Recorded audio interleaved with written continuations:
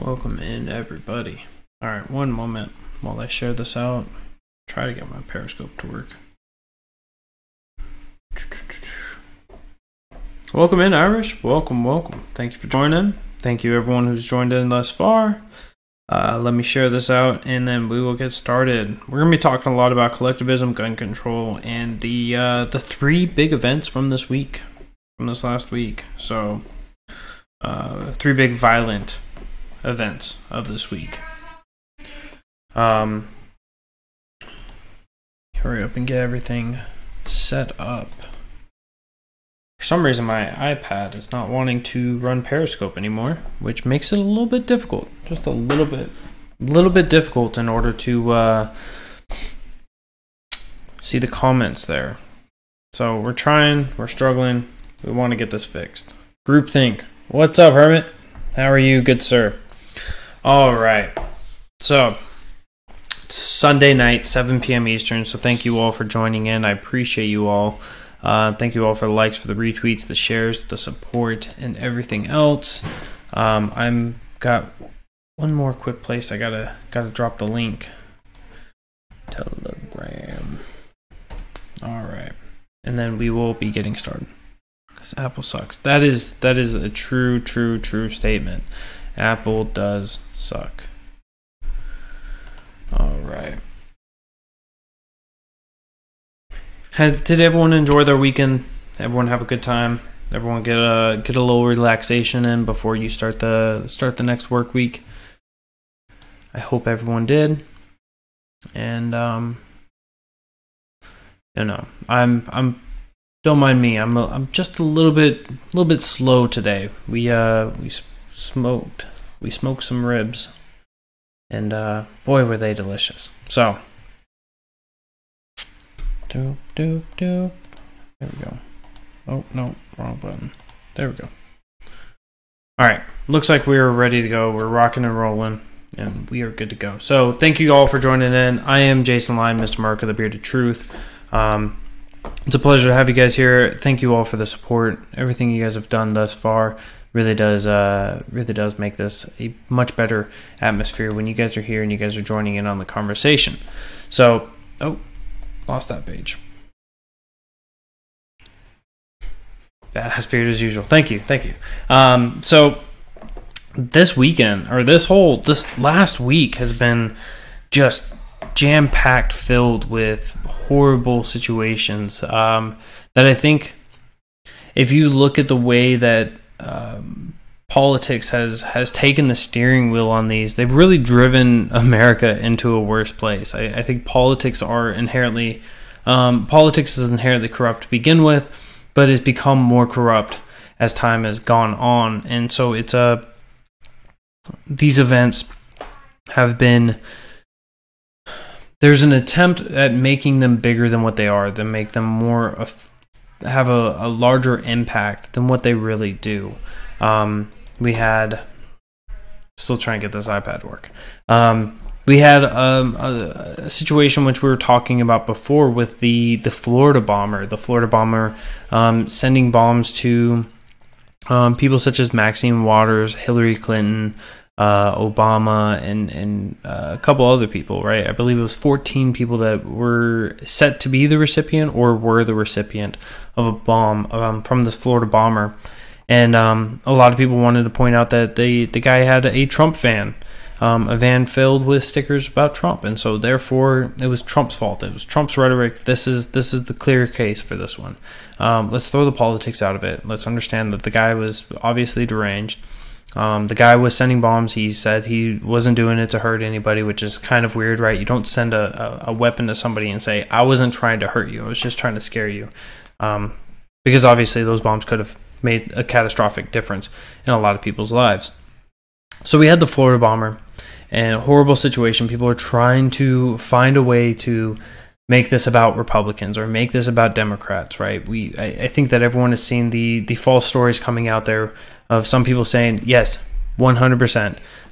He was a Democrat, and then they changed it just within an hour of his name being released, and they changed that to Republican. So they're running down that narrative, right? They're running down that view. And you have people on the the Democratic side that are saying, nope, this is 100% true. This is a Republican. He's a Trump sycophant. And so this is a referendum on President Trump himself and his rhetoric.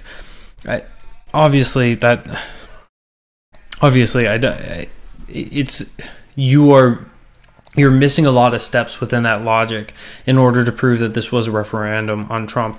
You would have to be able to show when Trump was coming out and saying everyone needs to go bomb my oppositions, right? Everyone needs to bomb my oppositions, and that was not happening at all. And so what really happened was we had a sick and deranged individual who did the research, sent out the bombs, somehow made all of this happen in one day. Certainly a lot of questions unanswered, but that doesn't mean we get to make them up ourselves. We don't get to make up our own answers and say it's George Soros or it's the Democrats trying to fuel up a midterm swing. We don't get to make up that narrative. We have to take the facts as they come. We have to be objective about this. You don't fill in the gaps and then go, it's true because you can't disprove it. Right? Stefan, welcome in, my brother. Thank you for the retweet and everything. So that people obviously get off on the wrong foot with that one. And then there was another shooting, or there was a shooting. This is the first shooting that we're talking about on the show. In what was it, Kroger, at a Kroger supermarket in Jeffersontown, Kentucky on Wednesday. There was a man who wanted to break into a black church. Pardon me. Sorry about that. So there was a man that tried to break into a black church. Thankfully, their security systems were installed and working properly, and they had their doors locked. The man was not able to break in, but he goes down to a Kroger's store, a supermarket in Jeffersontown, Kentucky, on Wednesday, and he killed 2 black people. It was Vicky Lee Jones, who was 67, and Maurice E. Stallard, who was 69, were both black, and they were killed. So, knowing the races of this individual, knowing this, right, you can tell that they automatically took this as more than just a white guy that hates black people and he's racist and he's scum of the earth and disgusting and needs to be denounced. But they took this as he was racist because of Trump. And so there were people spinning up this narrative. And the problem with this, right?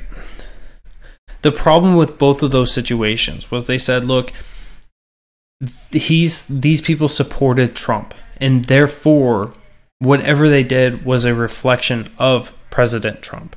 That's not it at all. That's not it at all, right? We can't be that intellectually dishonest and skip over so many steps along the way to prove these statements. And instead, right, what we have to do is we have to understand that there are racists in this country. Thankfully, they are a super minority when it comes to this country. They are an absolute small fringe group of even the worst ideologies in this country, and so that's a good thing. But of course, we need to actually come together and not try to make these referendums and make the population bigger. It's Kroger's. Sorry. We need to have a little bit more honesty when it comes to this whole entire situation, and I don't think that that's happening. Now we'll go to Saturday's event. Saturday's event was not an event in which I don't think a lot of people were happy about, and rightfully so. And people tried to make this once again another referendum on Trump, and it is so easily debunked. So what happened on Saturday was at Tree of Life, a synagogue in Pennsylvania, a man comes in and kills 11 people, including 4 officers, right? Just a dastardly dude. He held 2 rifles and a handgun, I believe it was. And so he hit a lot of these wickets. He hit a lot of these stances that the left vocalized against But meanwhile, they may share some of these ideologies, with their support of Louis Farrakhan and a couple other clear anti-Semites that are leaders within the thought leaders within the left. That this guy, he took action in the ways that some of them would maybe in some ways support. Right? There's definitely anti-Semites within the right, and there's certainly anti-Semites within the left. And the way that they manipulated this situation with him coming in there and killing, these people, was that it made it clear that there is a fundamental issue in where there is a strong anti-Semitism movement in our country. Of course, these are just like the other ones, right? A small fringe group, a very, very small group, but obviously they can make a pretty big difference to a lot of people's lives. But I'm struggling with how they're trying to correlate this to President Trump, right? So this was a guy that was on Gab.ai. Gab.ai is an open free speech platform. They don't care what you say as long as you're not committing a crime with it. And of course the media jumps on this, but he said a lot of things that were very anti-Semitic on there. And he made a post that he said, you know what, I'm tired of seeing my people being killed. It's time to go in. And he went off and he committed this act. So he goes and he kills these 11 people, commits an atrocious thing, a reprehensible, repugnant thing, and gets taken away alive, which I think he should have been killed, but he was taken away alive. He gets to go through his due process. And the media, New York Times and a couple other sources, came out and said that because he was in favor of calling the Honduras caravan, which we'll get into that one in a little bit, the Honduras caravan as invaders, because he likes that they were being called invaders, that this was the referendum on Trump. So Trump calling them invaders motivated this individual who's anti-Semitic, that believed that anything that was going wrong in the country, anything that was going against his views was because of Jewish people, that because Trump opposed this caravan, and this guy didn't support the caravan and opposed the caravan, then it was a referendum on Trump. I hope that nobody that's been following this is able to look at that and go, that is a logical step. That is a reasonable step to go from one to the other. Right? It doesn't matter if you think that they're invaders or not. It doesn't matter that at all, right? You don't go and kill a bunch of people because they're Jewish, because there's a caravan coming from Honduras and your president of the United States says that they're invaders, right? You're missing a lot of logic there. And I think that this might be a referendum on the left, right? The Trump derangement syndrome. Become so deranged, figure out any way to get it to work and make it all about Trump's fault. What they're omitting from the reports was that this guy, the guy who went and shot up the synagogue, the Tree of Life synagogue, didn't like Trump, calls him a globalist, says that it's going to be politics as normal with Trump in there because he's the globalist. He's not there for America. He's there because he's got the strings attached and the Jews have got full control. And so he was not a fan of Trump, and rather than saying that, rather than actually putting that out there, they're like, no. We're just going to omit it all. It doesn't add to our narrative, therefore it doesn't go out to people. And I want to take all three of those situations. So we have the Florida bomber. We have the Kentucky shooter shooting and killing two black Americans. And then we have the shooter of the synagogue. Now, one of the overarching ideas that is being involved with this, one of the big core concepts in this, is that the people who oppose this on more than just a logical level, but on a politically emotional level, are utilizing collectivism in order to make a political win. Now, after the last time that we were talking, I was talking about you don't take events in order to turn them into political wins, right? That makes you look morally corrupt, morally bankrupt. That you would try to use the horrific situations in order to make them as a win. I think that's disgusting, but that's exactly what CNN and the left-wing media is doing, is they're trying to take this and say, these three events are a clear indication of not only Trump, but all of his supporters. And it's this level of disaster that shouldn't be able to go on anymore, that everyone should be opposing, right? You don't treat people as a collective. You don't say this white person did this, therefore all other white people are afflicted with this same ideology.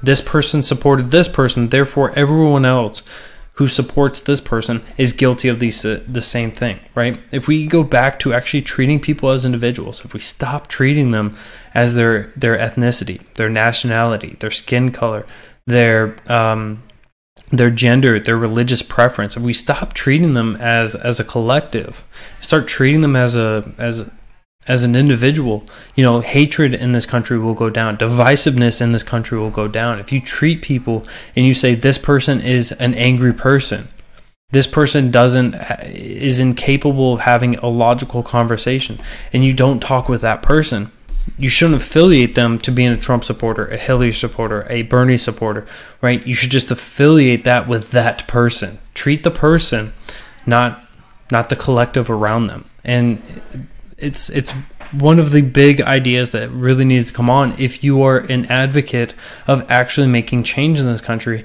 and that change being unity. Don't let fear drive you away from others. Let the love of Americans bring you together. Treat everyone with the level of respect, right? Now, with this last shooting, there's a couple of topics that really get brought up from the synagogue shooter. And the first one that the media immediately jumped onto was the fact that this individual was using Gab.ai. And so Gab.ai, like I said earlier, is a free speech platform. You can say what you want to say. There's a lot of things on Gab.ai, which 99.9% of Americans would disagree with, right? There's something on there that everyone would disagree with, whether it is in favor of their political ideology, more fringe of their political ideology, or if it's just an opposing ideology. There's something out there that they disagree with. It's just like everything else in the world. And so there are racists there. There are white supremacists. There are white nationalists. There are this, that, and the other of disgusting groups on the right. And there are disgusting groups on the left there as well. They make up a smaller population because, let's be honest, the left doesn't advocate for freedom very well. But there are still people there that hold these things. And so what the media did was they said, look, this guy goes and shoots up a synagogue.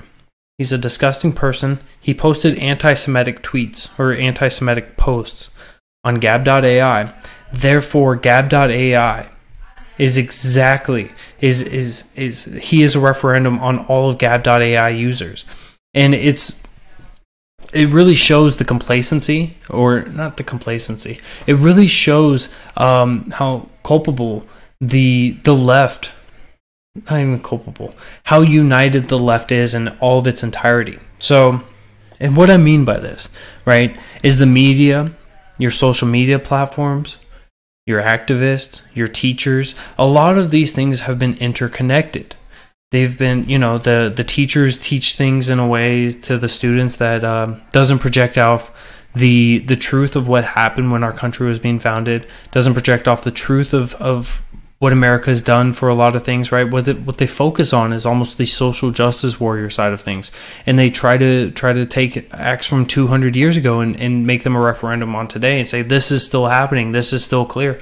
We're seeing this in a lot of the questionnaires that are being provided for children, right? The moral questionnaires.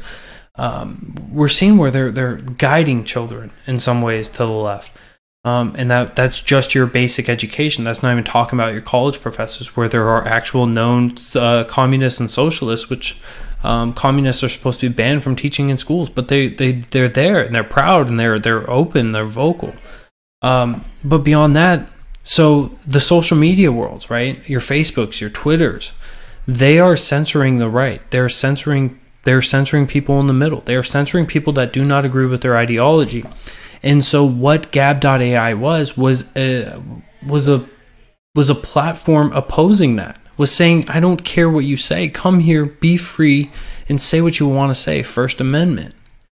And so this event was a way that the media could help keep Gab.ai down, was a way that they could vilify and destroy Gab.ai to ensure that they do not become comparable to the other media platforms, right? You got to keep it down. And so whenever you can, whenever something comes out and Gab.ai is in any way associated, they have to kick Gab.ai, the media does, in favor of the Facebook, in favor of Twitter, because they know that the two of them are going to scratch each other's backs. So you really see this unity within the left, and I think that's terribly disgusting.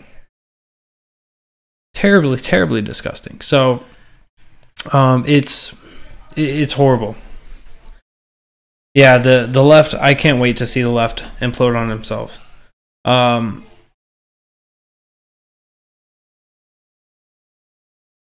Hold on, I gotta see this comment thread real quick.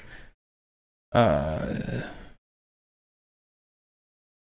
so I think that we were getting into the next topic that I really wanted to talk about, and that was the fact that, of course, if there was 2 assault rifles or 2 rifles utilized in a violent crime, immediately,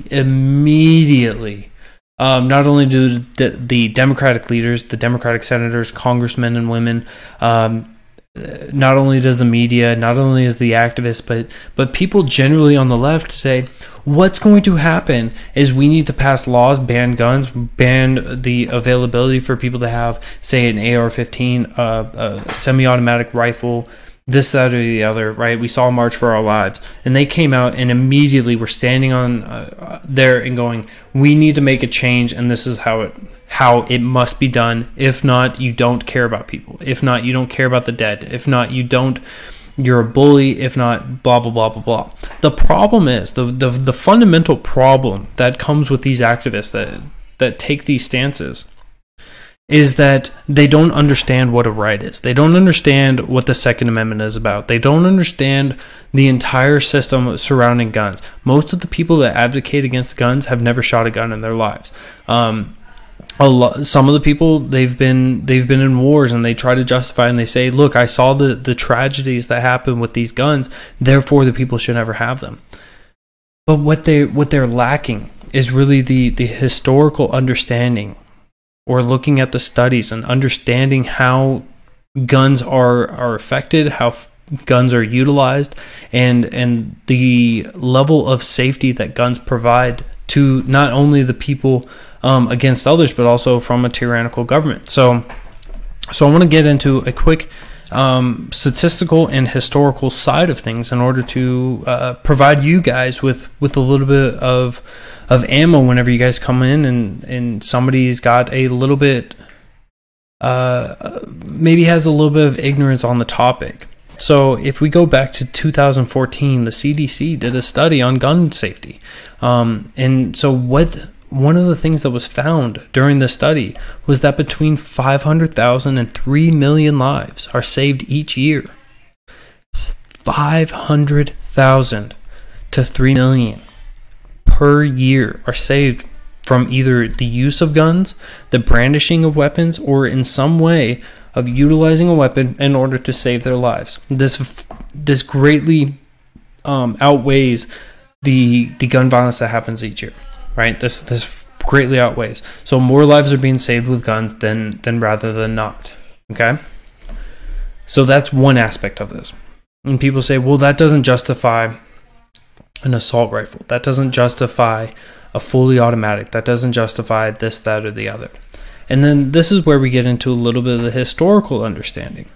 So when it came about, CDC is fake news.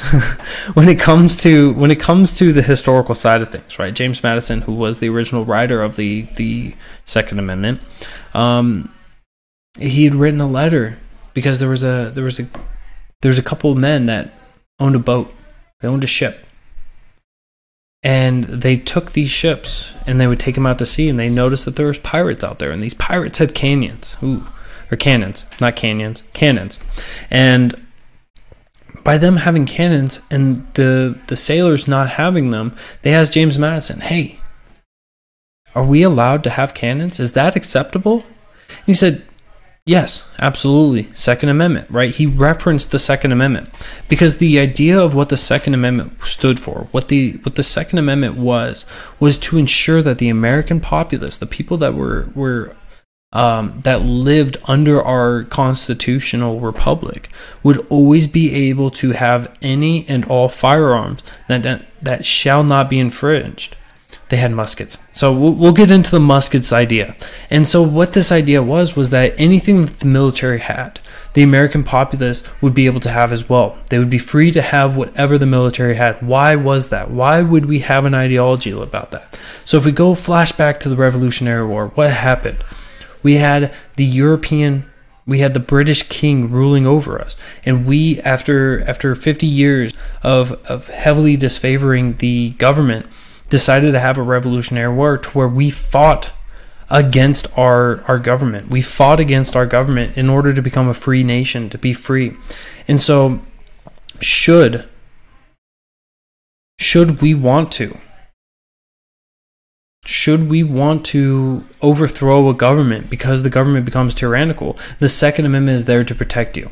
And so people don't care about the government. They say, no, the government can't become tyrannical. And I would point you to any other country, basically, in this entire world, and you can look to see when a government is truly becoming tyrannical in some aspects.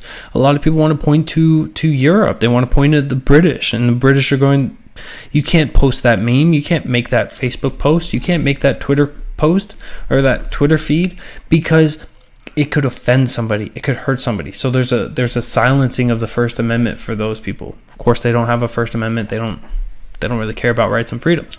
We can look at that. We can look at, in the Nordic countries being taxed to death, right? A 255% tax on cars. If that becomes over encumbersome, then they would be able to overthrow the government. So the Second Amendment was about being able to protect yourselves from your government. It's also about being able to protect yourselves from your neighbors, from people surrounding you. Your right to your life, liberty, and pursuit of happiness does not require somebody else to come in and provide you with your life, your liberty, or your pursuit of happiness. You're to be out there and getting that. And so if somebody gets in your way, if somebody is threatening your life, your liberty, your pursuit of happiness, by the Second Amendment, you were able to protect it. And so there's from the constitutional side, from the historical side, from the understanding of the founders, there's no justification in order to ban said weapons, whether it is just an AR-15, which I'd be glad because those who advocate for banning the AR-15 would probably let us have the AR-10 because the AR-10 has a smaller number, therefore it's obviously a smaller caliber, and obviously a much safer weapon in the hands of Americans. So collectivism is treason. Collectivism is cancer. That's what collectivism is. Pardon me. So going beyond that, what happened with this shooter, with the synagogue shooter, was that's actually an area in which guns are not allowed. Guns are not accepted in there. It's a gun-free zone. Gun-free zone is synonymous with soft target zone. It is synonymous. Why is it synonymous? Because if you have land that you say, these things, if you want to abide by our laws, these things are not allowed, right? You're not allowed to have a gun here. You're not allowed to protect yourself. And then you have this other area next to it, and they're like, you can protect yourself here. And somebody wants to commit an atrocity. Do you think that they're going to go to an area where they're going to have physical opposition, have a risk of having people being capable of being equally as armed as them, protecting their lives, or are you going to go to an area in which you have a more, it is more likely that there's no one there that is not abiding by the law, therefore they are not able to protect themselves. Of course, you're going to go, if you're a criminal, if you are there to do as much damage as possible with lowering and mitigating as much risk as possible to yourself, you're going to go to the area that's a soft target. This is why over 90%, I've seen some studies saying, or not studies, but some reports saying up to 98% of mass shootings are occurring in gun-free zones. So we're looking at people are advocating and they're saying, well, if we just ban this one or if we ban that one, it's going to stop all of these crimes. No, it's not. One more law is not going to save you. One more law is not going to save the American populace. It's not one more and then we're golden, right? We're going to continue to see violence happen. So what the idea is to understand what liberty is and understand the idea that your life, your liberty, your pursuit of happiness should be inherently a thing that you want to stand for, is that it is your responsibility, it's your job to protect it. And so if you want to protect your life, your liberty, your pursuit of happiness, you are more than free and more than capable of doing so by being able to carry a firearm about you, be able to protect yourself, instead of saying one more law is going to solve this. It will never, right? We can look at the UK, right? In the UK, they did their gun buyback ban in 92? Do you think that gun violence ended there? If anyone believes that gun violence ended in a country where they banned all of their guns, if you believe that, you've not been paying attention and you haven't looked at the statistics. Gun violence still occurred. And guess what? They're still having issues with violent crime because they didn't solve the roots. They didn't solve the issues there. What they did was they moved them. They transitioned them from one atrocity to another atrocity. And so what is coming from this? What is coming from this is that now the UK is going out there and banning knives. Oh, we don't like it when people stab each other, so we're going to ban these knives. You can ban everything in the world, but if you don't solve the evil, if you don't solve the people that hold hateful ideologies, if you don't have a way of combating that, and you just expect that you going after the weapons are going to solve it. No, you're disarming the law-abiding citizens. You're disarming the people that have done no wrong because of guilty, disgusting, repugnant people. Because of people that want to commit atrocities against another does not mean that you get to hurt the innocent people. Doesn't mean you get to infringe upon them. It's disgusting that people will hold this ideology that they believe that they can control somebody else. It is clear. If pay attention to philosophy, pay attention to politics, pay attention to the culture around you. We are incapable of controlling other people. We cannot be thought police. We cannot actually fundamentally change the views of somebody else just because we make a law about it. It doesn't work. You are the result of tighter restrictions is not, neither is it more liberty-minded, but it does not give you the results that you desire. It has not done in the past. It has not worked in the past, and it will not work in the future. It is this logic that is bankrupt of logic that has failed us thus far in this country and has continued to fail us and will probably continue to fail because people would rather have the quick emotional response rather than looking at the entire situation in their own way. Right? What if I believe Judaism is a hateful ideology? See, people can hold that view all that they want to, right? They can view that Islam is a hateful ideology, that Christianity is, that atheism is, that Judaism is. But the idea that because you hold a hateful ideology that now we have to come out there and we have to attack you, that we have to turn turn you into a monster is what actually causes these ideologies to grow, right? Oftentimes we talk about the brown shirts in the 1930s before they came to serious power in Germany. What they were doing was they were coming to areas that opposed them, that politically opposed them, and they would go and march. And when they would get physical opposition against them, when people would come out and attack them, what they would do is this was completely this was within their plan, and this helped their support grow. So this is why we have to, when you find somebody who has a hateful ideology, you got to talk to them, you got to challenge them, you got to actually work to change their mind. You can't control them, obviously, because they already have a hateful ideology. You can't control them, but you can work to try to change it. Thank you for the super hearts. Thank you so much, sir. And it's looking at this entire situation, looking at the way that so many people want to try to figure out, how do I control somebody else through laws? Eventually you have to wake up and realize you can't.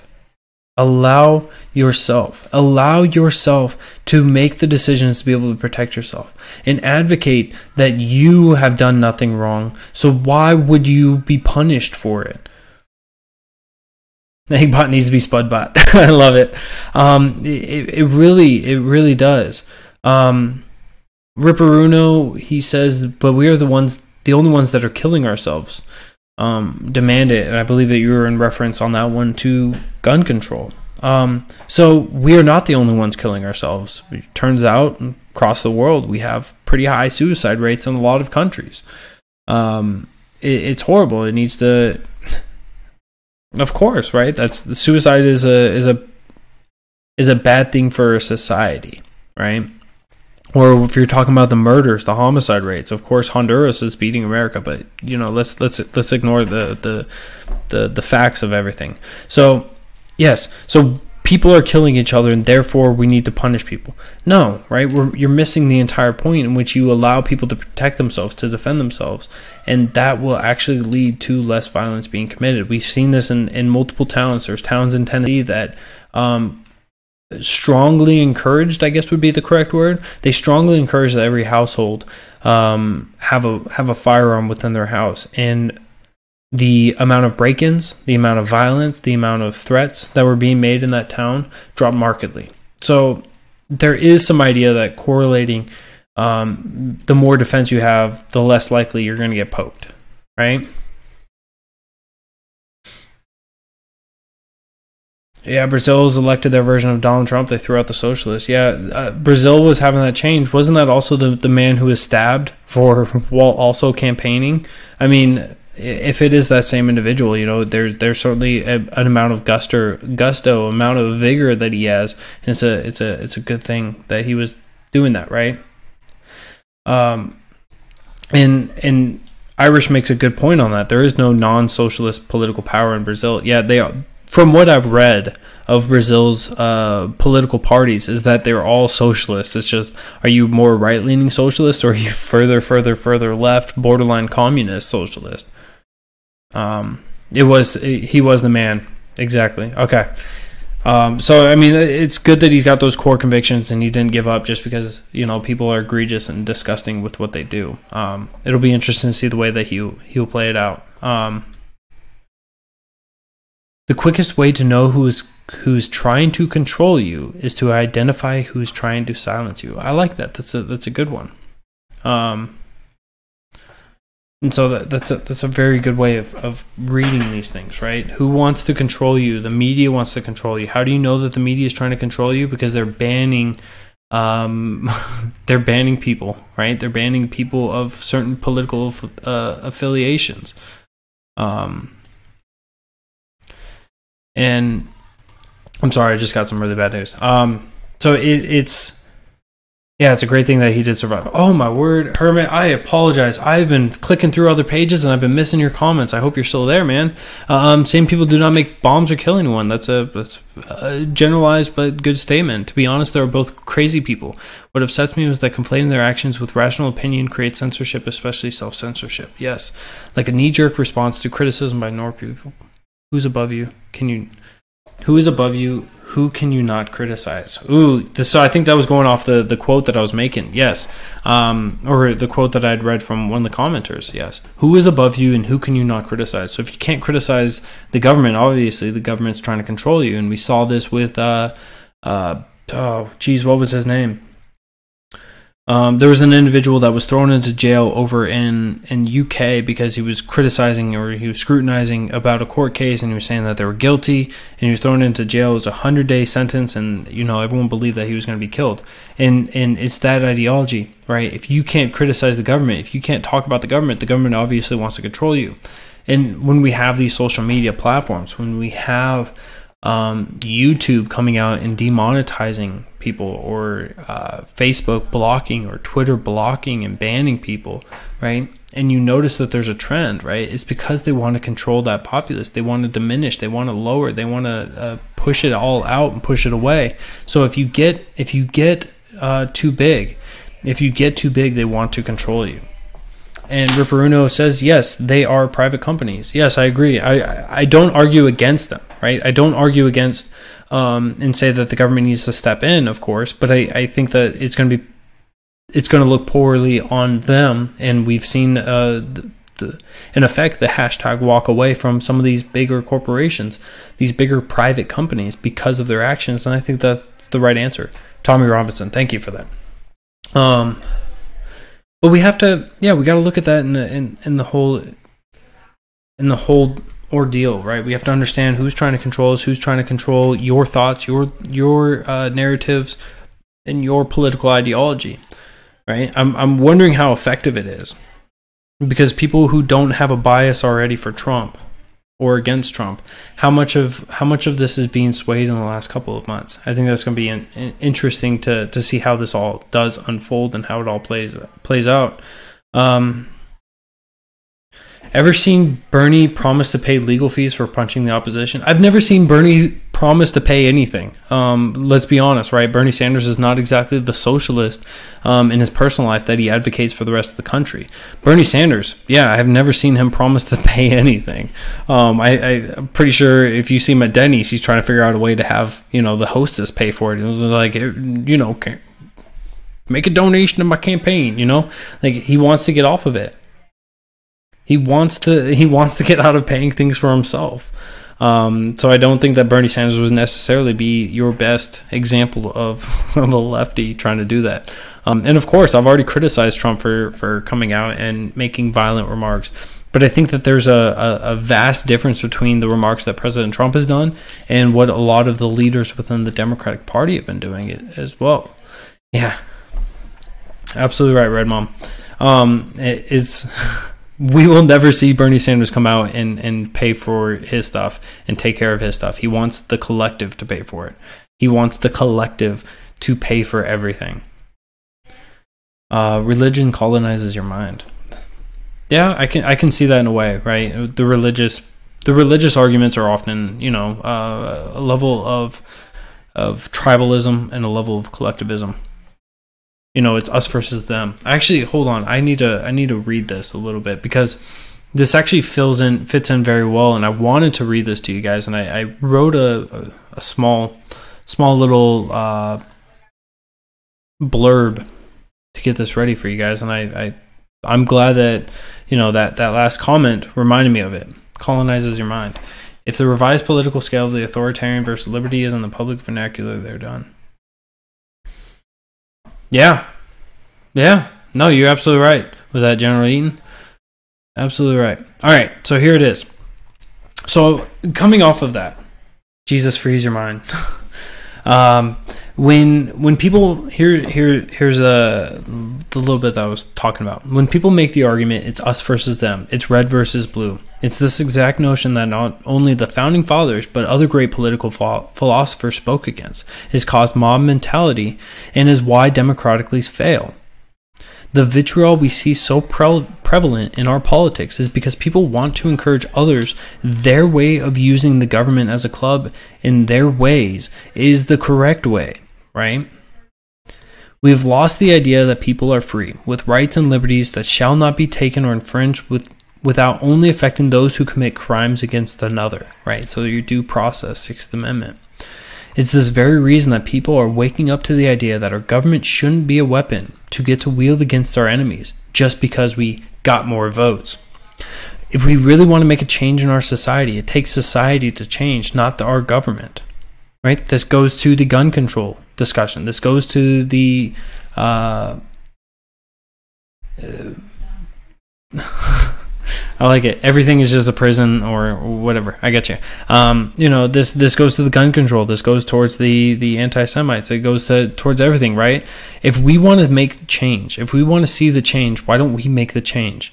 Why do we need the government in order to do this? We know things to be immoral or bad because it involves hitting, hurting, stealing, or doing things to another without their consent.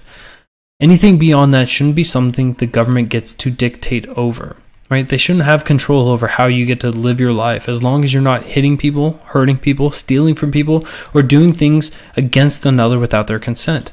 We all do things that someone does not approve of. That doesn't mean either party in this situation is right or wrong. As long as no one is being infringed upon, you have no control over that person's actions. Let's ease away from the mob mentality, step down the rhetoric, and stop the vitriol towards fellow Americans. It really is almost that simple, right? If we stop treating people as a collective, if we stop treating them as us versus them, you versus me, my side versus your side, if we actually stop doing the tribalism, the collectivism, and we actually have genuine conversations with each other, and we have honest conversations with each other, and we don't just try to tear apart the other, but instead have an actual discussion where we're accepting and we're responding, we will make this country a better place.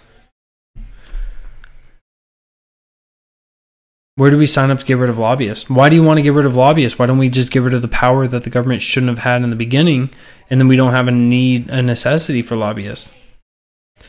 People want to be taken care of more than they want to be free. Absolutely true. Absolutely true. People would rather be in shackles and be accepting of their life rather than to be free and doing that. Out here in Arizona, so this is a great comment. Out here in Arizona, over 20% of early ballots are third party. Human beings are not into the duopoly in increasing numbers. Encouraging. Yes, that is extremely encouraging, right? 20% of early ballots are for a third party. This is what needs to happen, because what we have right now are the duopoly, the two parties that are in control are both advocating for a bigger government. They both are advocating for a bigger government. The Democrats want to increase your social side, right? Your social safety nets, your entitlements, your welfare. They want to give you universal health care. They want to give you free college. They want to give you things for the society, and they think that this is the answer and how they make the country a better place. The Republicans want to have a bigger police state. They want to control you. They want to control what you're able to do. They want to continue to have a war on drugs despite the numbers not being on their side, that it's been an effective or an efficient a war, right? It's disgusting because lobbyists pay these people, but if they have no power, the lobbyists don't pay. Third party will happen with the collapse of DNC. That's kind of my thought, and really I think that what's going to help crumble the Democratic Party is this midterms that's coming up, right? In 7 days now? Not 7 days, less than 7 days. Daniel Barron, everyone, if you guys have not hit the follow button for the Mr. Daniel Barron show, the Anti-Antifa, here he is coming in. Great, fantastic shows, Monday nights, 10 p.m. Eastern, after I go to bed, so I haven't been able to hop on and share them out.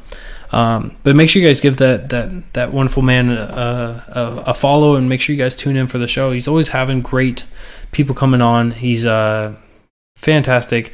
Always makes the viewers laugh. Always makes a good time, and the insight from his guests is it's mind blowing. It'll change up your optics on a lot of things. So make sure you guys give him a follow.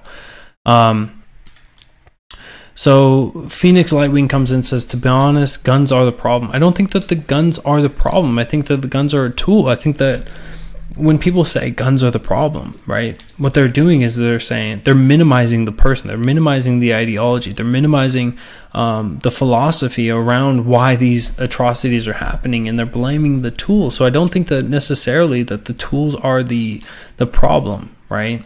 I think that there's something more there.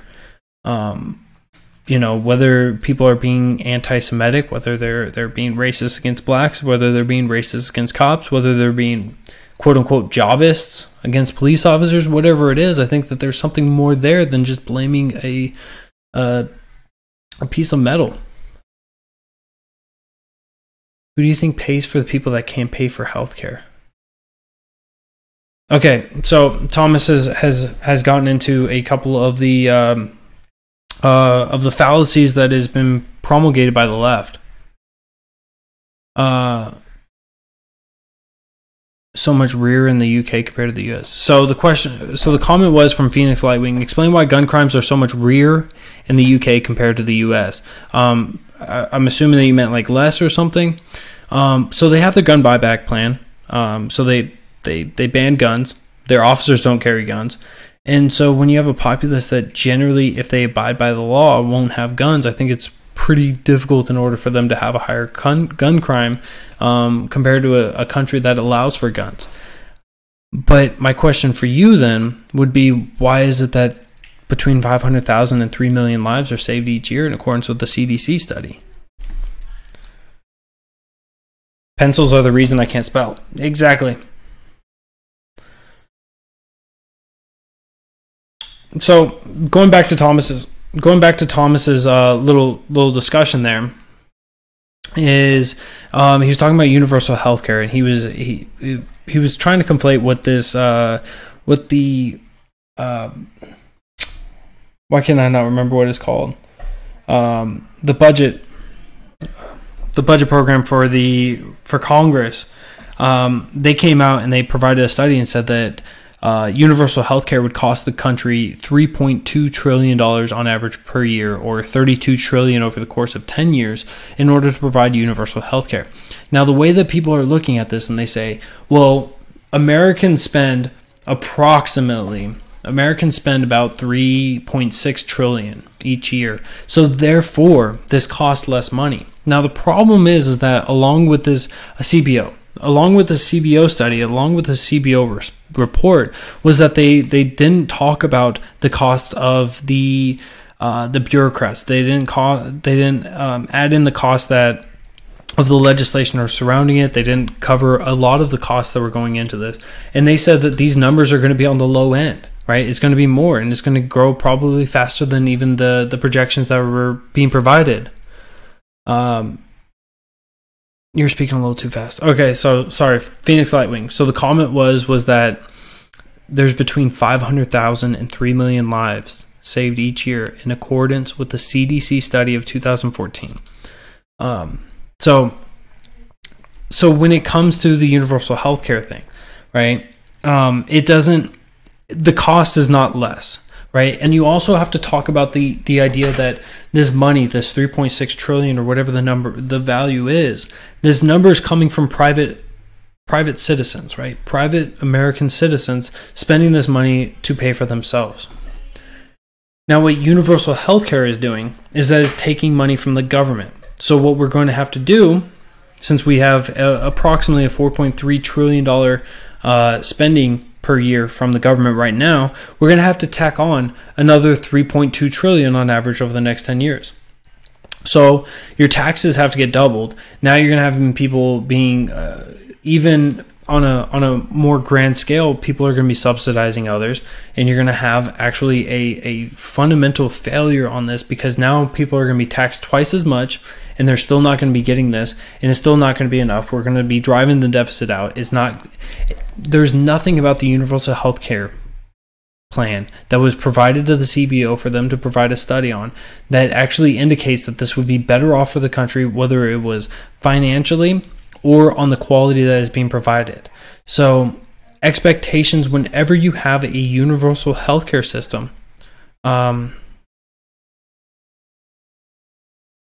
whenever you have a universal healthcare being provided, what you inherently have is a lessening of quality, whether that quality is wait times, whether that quality is and the actual physical quality of the service of being of no, Irish is not a deluded fool. That you have the degradation of the quality on those sides, and the cost will continue to increase as the demands of the workers go up. As doctors say, look, I was making more money under the free market, then their cost, they demand for more, or they quit doing it, which causes even more of longer wait times, of lower quality, of less people going into these fields. And so the idea of universal healthcare has never been a good or logical one. And all too often we point at all these other countries that have these giant social safety nets that do have universal healthcare, and we can point at the downfalls that they have within them. And at the end of the day, it's not incumbent upon one person to pay for another. That is contrary to liberty. That's contrary to freedom. That's contrary, or that is slavery, right? When one person has to work to provide a service for another. That's why the income tax, right? The 16th Amendment. That's why that is unconstitutional in accordance with the original tenor of the Constitution. I understand it's not it is constitutional since it's in the Constitution now, but it is unconstitutional in accordance with the original tenor of the Constitution.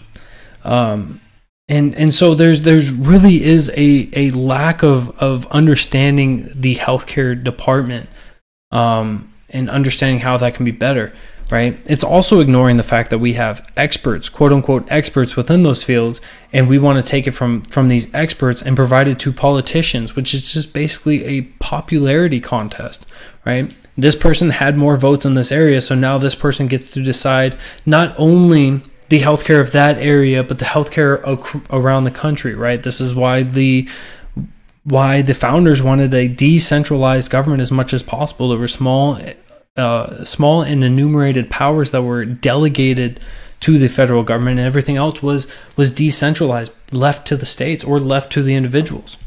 Who pays when people can't? So now you're saying who pays when people can't? So is it incumbent upon your neighbor to be forcefully paying for somebody else? No, it's not. So there are things called donation centers. There are things called charities. There are organizations that provide good services or goods and services to those who are in need. I'm sure that there are a litany of places that people can go to.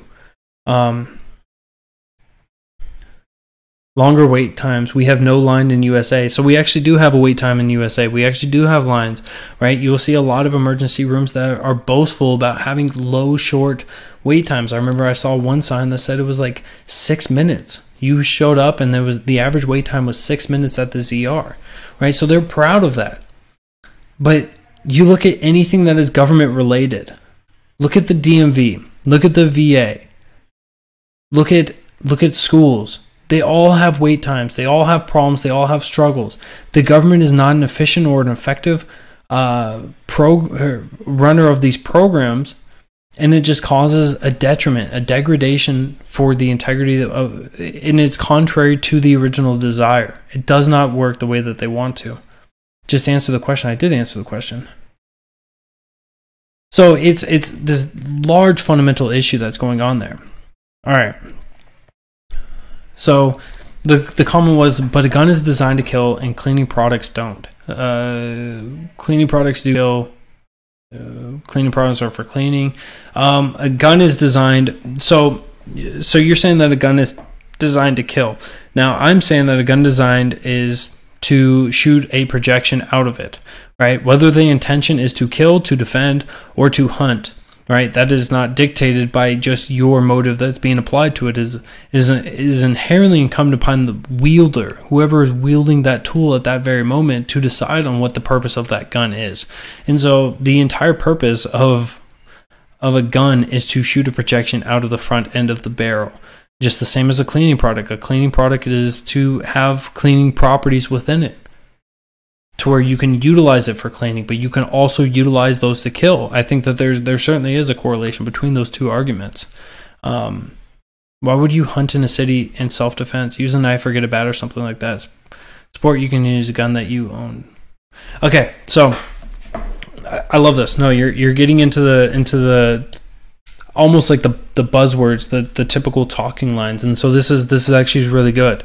I'm not trying to be condescending in any way. So you said, why would you hunt in a city or in self-defense? So why would you hunt in a city? So you're not. So one of the things of the Ninth Amendment is that there's powers that are not enumerated, not rights that are not enumerated, that are still inherent to the individual. And one of those is the ability to travel, the right to travel. So you're able to travel outside of your cities and go hunting. So I think that that's a faulty argument to begin there. In self-defense, use a bat or something like that. So would you expect that a small, frail woman would be capable of utilizing a bat against say a 23-year-old assailant? Of course not, right? The expectation is that these weapons are an equalizer. And to be able to defend your life, your liberty, your pursuit of happiness, I don't think that you want to find something that you're just going to match your opposition. You want to have an equalizer. You want to have something that you know at the end of the day you're going to be safe. So I think that self-defense is certainly a huge aspect as to why guns shouldn't be affected, right?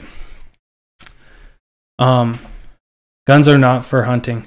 Guns can be used for hunting. So Frosty's making the point that doesn't cost that much money. His kid had open heart surgery in Canada at 3 months old by a world famous surgeon and costed him nothing. But the problem is that it doesn't just cost you nothing. You actually paid for it through your taxes, but also other people paid for it. And so what you're talking about is there's no cost for you to get out the door after that.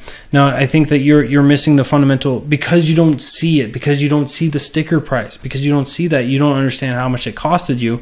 And certainly there are outrages that are going on within the Canadian healthcare system, because people are saying, look, the wait times are too long. 28 weeks for me to go see a surgeon or a specialist is much too long. I have life-threatening things, and I'm waiting too long. And so people are literally losing life and limb waiting to be seen. So there's those outrages. You also have certain territories. I believe Ontario is one of the ones in Canada, in which if you can afford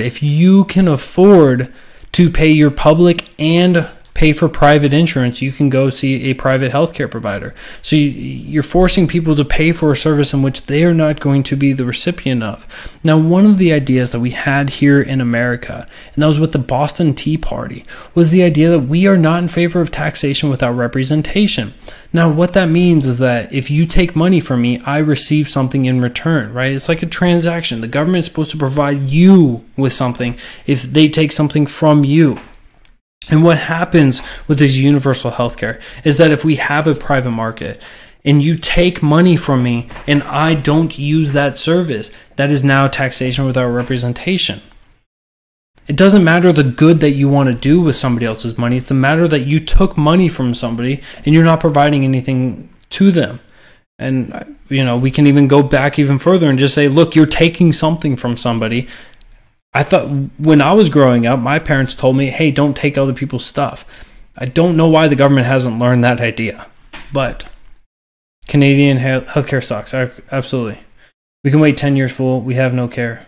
So you may not have care. I do have care. I have some emergency services. I don't have insurance, so it would be extremely expensive, but I can certainly go and be seen if it's a life-threatening event because of Ronald Reagan. I can actually go and see the doctor and be taken care of. So the cost is really not a huge ordeal. It's not nearly as big as what you're trying to blow it out to be. Now, there's a lot of people that are financially hurting and they don't want to be a burden on someone else, and so they don't want to use it. That's their personal choice. I commend them for that. I don't think being a burden on somebody else because of your own life's choices, your own decisions in life, I don't think that that's the right answer at all.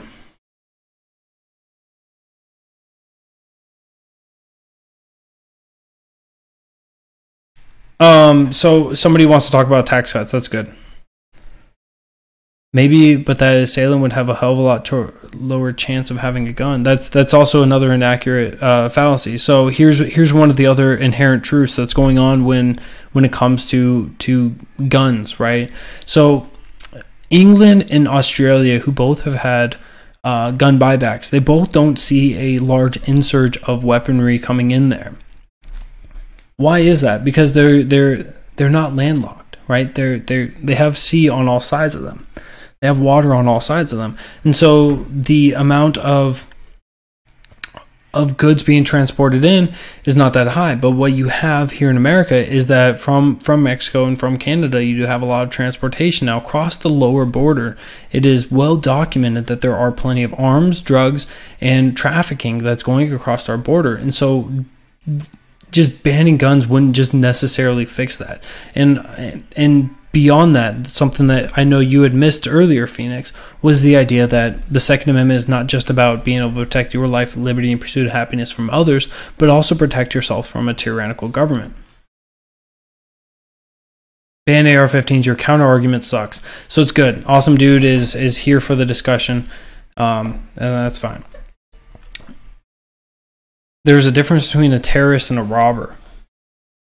Well, yes. I agree. They're different terms. Don't covet thy neighbor's wallet. I like it.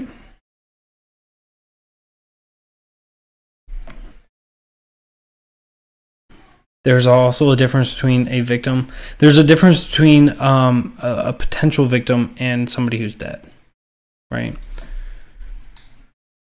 NRA is a terrorist organization. Is fun, white nationalist, anti-Semitic terrorist. So that's funny because you're talking about NRA being a terrorist organization. The NRA is not even pro Second Amendment in its entirety, right? They're weak on the Second Amendment in a lot of ways. But beyond that, a lot of people, I love the left when they try to ostracize or vilify or demean the NRA, and they say it's a terrorist organization because they stand for guns, and so they stand for the killing of children, they stand for the killing of the innocent, blah blah blah blah blah.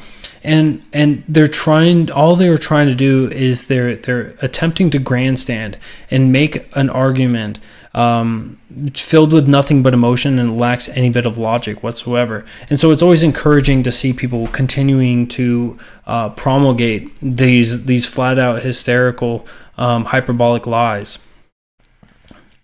It's just amazing. It's just truly amazing. So it's always fun to watch that. Yeah. So the NRA talking point, it's been overused and it's disgusting. It's absolutely disgusting. I wish that people had a little more honesty about them during these things. And when it comes to the NRA is not paying people based on if they're going to change their views. The NRA pays people because they already agree with the idea of the Second Amendment. If the more pro Second Amendment they are, the more money that they receive. And it also goes in the opposite. So people who are not in favor of guns, right? Those who get Fs and Ds on the scale, guess what? They don't get paid by the NRA. So it's not based on whose mind they can change. It's based off of, hey, how are you on the Second Amendment? Are you in favor of the Second Amendment? You are? Here, I'm willing to pay you, right? And we can talk about the same thing happening with, Planned Parenthood. So Planned Parenthood, they spend an atrocious amount compared to the NRA on political campaign donations. But while they're doing this, SAS is not better than Navy SEALs. Fake news. Hashtag fake news. Planned Parenthood spends more money on people that are pro-choice. They don't spend any money on pro-life, so do we get to call them terrorist organizations? No, of course not. Because we don't just make stupid hyperbolic statements that lack logic and understanding. Now, of course, we can understand that, of course, Planned Parenthood has killed more people, killed more lives, ended more lives than the NRA has. That's well documented, right? Over 6 million lives have been taken at the hands of Planned Parenthood. But that's fine. It's fine. You don't need to own or operate an AR-15 citizen. Okay, so the idea that you don't need to own or operate an AR-15, who gets to tell me that I get to, or who tells me I do not get to? So last I heard that rights are independent of others, right? So my right to freedom of speech, I don't need to say things, but I have a right to say things, and I can. And so that also applies for the AR-15. That also applies for fully automatic weapons, despite the SCOTUS's decision. A lot of that. Nobody has ever threatened the NRA false narrative. I don't understand what you mean, Toolbox Full. If you can repeat that in a different way. Science says you or your family is at most risk from small arms. You're talking about the handguns, ASTUC, right? Like, more handguns are committed, more murders are committed with handguns rather than rifles, but yet people want to focus on the rifles. They want to lower the ability of the people to be able to protect themselves. I should be able to buy a tank if you want. I agree with you. I agree with you, Thomas, because right in accordance with James Madison, right? You can have cannons, you can have artillery, you can have whatever it is that you want.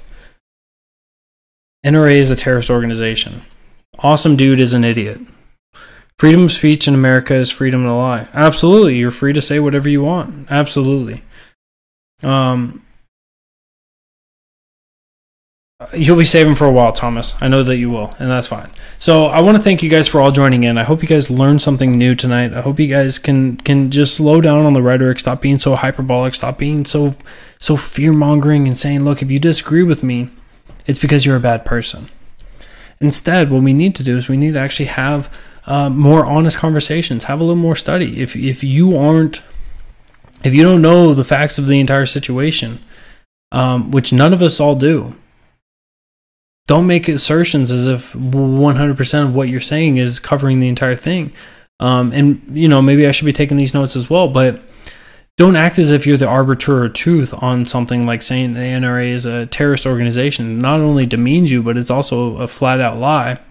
And you don't add to the idea of unity. What you are doing is you are vilifying, you're demeaning, you are destroying the social fabric that is in this country, and you're actually causing a promulgation of hate, of vitriol in this country. And you may not be the cause of someone freaking out, the cause of somebody committing an atrocity, but I would hate it if my actions any way affected somebody and caused them in any way, even in the most negligible way, and helped spur them up and cause enough vitriol within them to commit an atrocity against another. I would feel shameful. I would feel bad. And, I hope that you guys can all reflect on that a little bit. What do my words mean? And are my words, do they hold truth? Because if they don't, do you really need it? You speak in absolutes. I don't understand what you mean, man. How much blood money has the NRA collected? 0. Next question. All right. So with that, I want to thank you guys all for joining in. I appreciate you all. And next time I'll see you guys is Tuesday night, 7 p.m. Eastern. I want to thank you guys once again for joining in, for supporting, for retweeting, for sharing this out to all your followers and helping out. Thank you all 100% for all of your support. You guys really do make this worthwhile, and you guys really do make the discussions worthwhile. So thank you guys.